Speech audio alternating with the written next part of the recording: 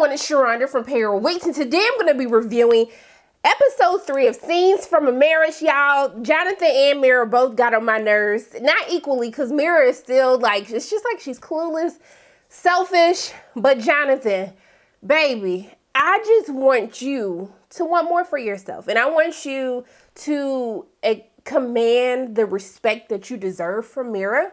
I know it's hard. You had all these years with this woman. She helped you see, like, break free to be who you really want to be.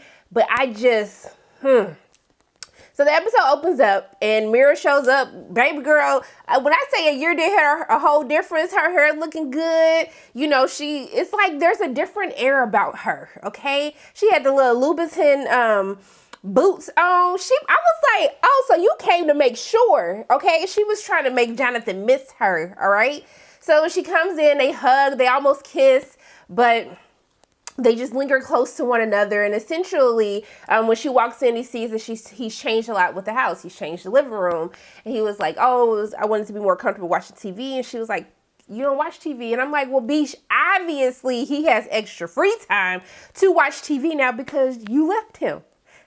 Okay, so we see that they're having a conversation. She's making fun of his taste, like, oh, it looked like you went to IKEA to get this, and he was like, actually, I did. And I was like, the shade of it all. But then she was like, you should have called me. We could have went shopping. Man, we're not BFFs. You left me for another man. Like, I was like, Mira, why are we acting? They're so weird in how they act like just everything's okay, like nothing happened. I just find it really weird. I'm all about just being civil for the sake of the child so y'all can co-parent. But baby, I'm not gonna act like we not best friends. We're not gonna kiki. We're not gonna kiki and go shopping together. No, never. Maybe that's just why I'm just a petty person. I could never do what they doing, all right? So we see they're having a conversation, and I was like, oh, Polly be doing drop-offs with Ava now? Because at this point, we didn't really know how much time had elapsed from where we were in last week's episode to where we are now, but we find out later that it's been a year, so I guess at that point, it would be normal for Polly to be doing drop-offs. So we see that he's kind of like picked back into his faith. He's doing Sabbath on Sundays now, which is surprising to her because she was like, you haven't done it in 10 years. He's like, because you didn't really like doing it.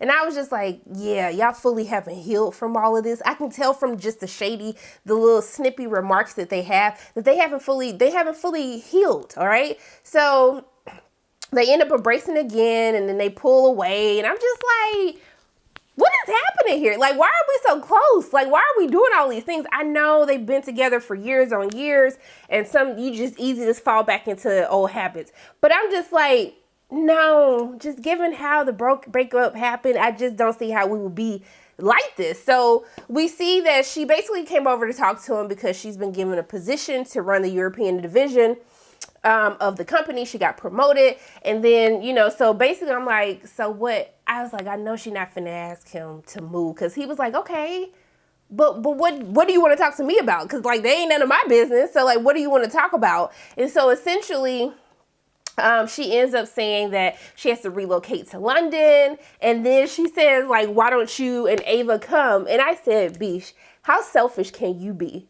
I was like, the nerve, the audacity for you to be like, hey, I got a promotion, so can y'all pack up and move with me? And I was like, have it make sense. I was like, sis, I thought you was going to say, hey, can I get her in the summer? And you just take her full time. Like, that's what I thought she was about to say, but I was like, wow. And then she keep talking about how it's going to be more money. Bish, I don't care if you was going to be a bill. I don't care. For what? Why would I uproot my life for you? And I'm glad that he was like, I'm clearly the only person that has to think about Ava, because you not thinking with these ideas that you're coming up with to uproot her life. And I just, let me stop, because I'm getting mad all over again. So, then he gets upset. He was like, well, let's go ahead and talk about this divorce. And she was like, well, what do we need to talk about? And I'm just like, Beesh, you with a whole nother person. Like, why are you in your feelings about him wanting to get a divorce? Like, it's been a year. Why are you bothered by him saying that? So,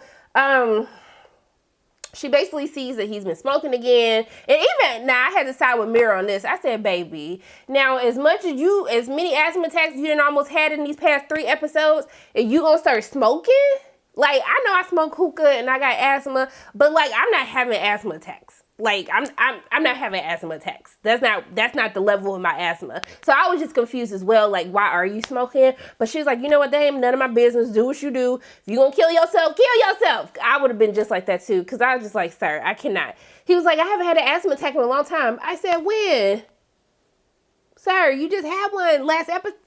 Okay, that's besides the point. So we see that she gets a little bothered because she sees that Ava's sleeping downstairs. I got confused too. I was like, wait a minute. I thought the bedrooms was upstairs. Like, did they just cut a scene and I didn't know? He's moved all the bedrooms downstairs. So since she left, it became too much.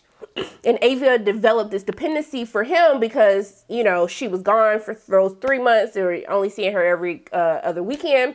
And so basically he put his office and their bedrooms in the same room just to make everybody's life easier. But you can still tell that these are lingering effects from, you know, them separating. And so it made her feel a certain type of way because she felt like he was removing all traces of her. But I'm just like, ma'am, what was he supposed to do? I do think that this is a little odd, and they probably should have had a discussion because, yeah, like, y'all are both becoming, I feel like they're both becoming codependent on one another because Mira left, and I don't think that that's healthy either.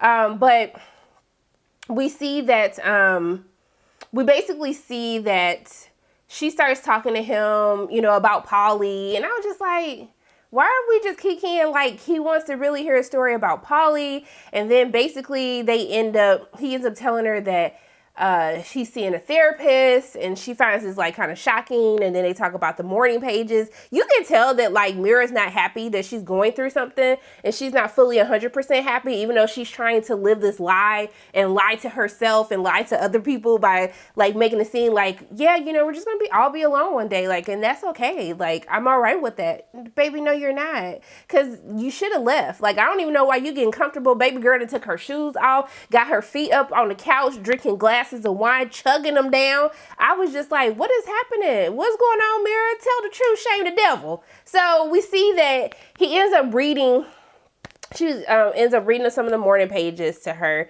which I thought was really beautiful. And I really loved how Jonathan has accepted his part in what happened with their relationship. Because even though I give Mira a hard time, y'all, Jonathan had a part to play. Because if you couldn't tell your wife was sleeping with somebody else, then like, sir, you were like, he said he was going autopilot when he was trying to get, after she left, you was autopilot in the marriage if you didn't see that coming. So, because Mira don't look like somebody who could cheat and like really be trying to get away, smart enough to get away with it. No.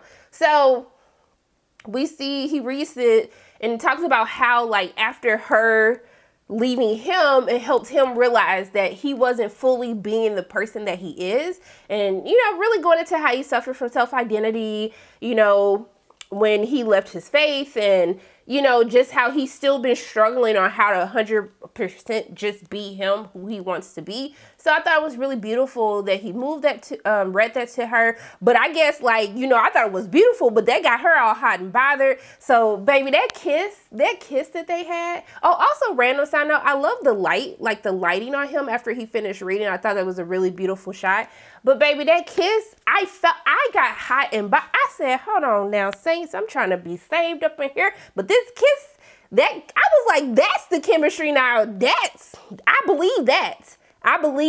So that kiss, and then they started trying to get it on in the boom boom room in the living room on the floor. And then he was like, no, I can't do this. And I was like, thank you, Jonathan. Thank you. Now that I look back on this episode, like, Mira was coming over to get her back blown out. Like, let's just be honest. Like, the shoes she had on that little sexy two-piece. Like, she came to get her back blown out. I ain't even mad at it. I ain't mad at it. And so they kissed, and he was just like, I can't do this. He was like, it took a lot for me to get to this place, and I do not want to ruin it by having sex with you. Like, I do not want to have sex with you. And so I was like, thank you, Jonathan, because that would be very dangerous to undo all of this work that you've done over the past year in trying to get over her. So we see that, you know, basically she tells him like, well, walk me through like what that felt like. And so he was just like, there were moments where I wanted to die. There were moments when, now this was effed up, when he's not, well, when he said he wanted her to die, but when he said he wanted Ava to die, so she could hurt like how he was hurting, so there could be some type of revenge. I was like, baby, that's dark right there. That's deep right there. Like, woo. And to be able to tell somebody that was a lot. And then he talks about how Ava got sick one day, and you know how he was so consumed with trying to get her better that, you know, it was like he finally didn't have time to think about her, and how that kind of started getting him out of his slump. And so then, she was being very patronizing and gaslighting him, especially in the beginning when she was like, it's clear that we can't say things without hurting each other. And I was just like, baby, he just speaking the truth. But then when she started saying like, you don't think that I hurt the way that you hurt? And he was like, sis, like, it ain't no, please don't try to make it seem like you was hurting on my level. Like, don't do that. And I was like, right, please don't do that. So essentially, you know, basically, so basically she says that she thinks about him all the time, and she started trying to kiss him again, and he was like, I'm sorry, like, please, like, I really, you know, you gotta tell somebody, please, like, if you care about me, please do not push this. Do not do this. Don't do this to me. And it's real selfish to do this. A year later, and you gonna come back and do this when he was like, please, baby, please don't leave me. You didn't care. So I was just a little confused by all of this, but we get a little bit more insight towards the end of the episode why Mira came over to get her back blown out. So we see that, she ends up, you know, putting her clothes on, and then basically he's like, are you okay to drive? And she was just like, yeah, you know.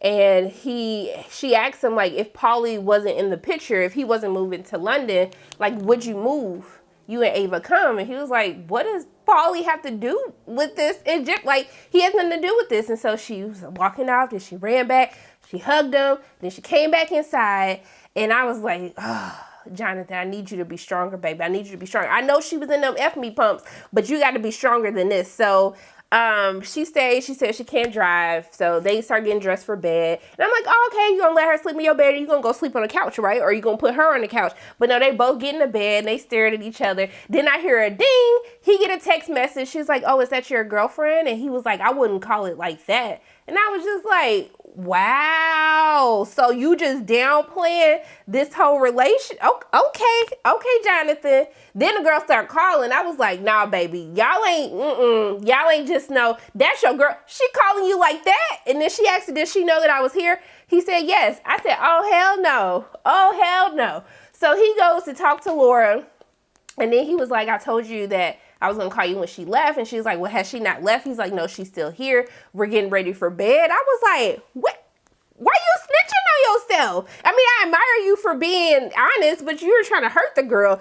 This just ain't working out. Mira hear all of this, and clearly she realizing like, oh, this ain't just some casual thing. So she gets up, she goes to the kitchen. I think she finna start putting her clothes on, which I did get upset because he was just like, what are you doing? So you mad that I am talking to somebody else, that I told her the truth, like.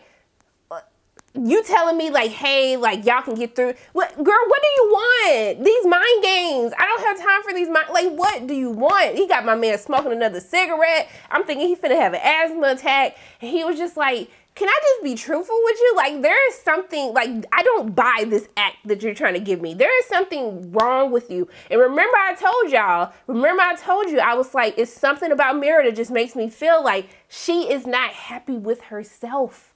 She's not happy with herself, and she needs to figure that out. She may want to need to go see a therapist too. It ain't no wrong talking through your feelings and having some revelations with somebody. But he says, I'm gonna play something for you that I got earlier today. I was like, play what? I'm thinking he finna try to serenade her, play a song, baby. He started playing his voicemail from Polly. I said, oh my god, what? Polly called your phone? So Polly called him, left a voicemail like, hey, I know y'all supposed to be meeting and talking. I hope y'all work whatever it is out, but all these fights and stuff, I ain't got time for it. Paulie said, I didn't had enough. We knew that wasn't gonna last. He said, I'm going back to Tel Aviv. You know, if y'all decide to get back together, that's on y'all. I can't do nothing to stop her. I'll be the last person to stop her. But y'all figure that out amongst yourself. She know how I feel. This dysfunction, I'm not doing it. See, Paulie stood up for himself. Paulie knows how to, this ain't right. This not right. But then Ava wakes up in the middle of the voicemail. I'm like, dang, Ava, I'm trying to hear the rest of the voicemail. And then basically Ava's like, oh, she heard Paulie's voice. She thinks she at a mama house. And then basically she was like, can Paulie make me some pancakes? I said, Paulie making pancakes? Like, let me find out if these pancakes slap or not. But then I was just like, now he be letting you eat in the middle of the night. Like, what y'all got going on in your household? You know how when the parents split up, they be trying to like dog each other's households out. Like they don't be parenting like they should, knowing that they probably doing the same stuff if they were together. So, you know, he takes Ava to read her story, sing her a song. Ava was like, keep singing. I was like, okay, Ava, dang, you a little demanding, okay? All right, Ava. And then the episode go off. So I don't know what's going to happen. But Jonathan, you made so much progress. And I felt that when he told her, like, I've made so much progress. And you wait a year later. It's like with that ex, when they break up with you and you be distraught. And I felt that, man, I done had, baby, I done had some tough breakups where I literally didn't even think that I could go on the next day. And I felt that when he was telling her that story, but they always call you. It's like when you finally getting good with yourself, that's when they want to call you and they want to talk to you, you know, and try to see if they can get back in good. So I was upset with Jonathan that he didn't stand his ground. She could have stayed over. That's fine. You could have made sure that he was like, are you okay to drive? Sir, you didn't liquor her up at this point. Talking about, oh, have another glass of wine. Like, you knew what you was doing too. Now we see why he was acting that way, because he knew that they were, you know, being rocky. So I don't know what's going to happen. I really hope that he does not go to London. Just get the baby during the summer. You be doing too much, Mira. I really want Mira to get the help that she needs, because I really think that there's something that she needs to work through just so she can, I just want Mira to be happy for herself. Like, people don't understand, like, I can't be happy with other people. It's like when I try to tell people like why I want to date, but I don't want to date, because I just really want to work on myself. Like, I want a year to just work on me and get me to where I need to be so I can fully appreciate being happy with somebody else. And that's really hard for people to understand, but that's why I really want Mira to do the work for her. So then she can figure out how does Paulie or how does Jonathan, how do they all fit into the picture, but also too, so she don't pass that off to Ava, because Ava, I like Ava, okay? She all demanding with her daddy telling her to keep singing. So I really hope that she works through it. I gotta watch the next episode to figure out what the heck is going on, but I know they both gonna get on my nerves at this point. They both gonna get on my nerves. And where is Nicole Bahari at? Can y'all bring her back? Please, I need to see what's going on with her too. But those are my quick thoughts on Scenes from a Marriage, Episode 3. As always, my name is Sharonda from Payroll Waits, and if you like what you saw today, make sure you hit the like button, hit subscribe, share this video with your friends, and make sure you hit the notification bell. And I love you guys 3000, and until I see you again, bye.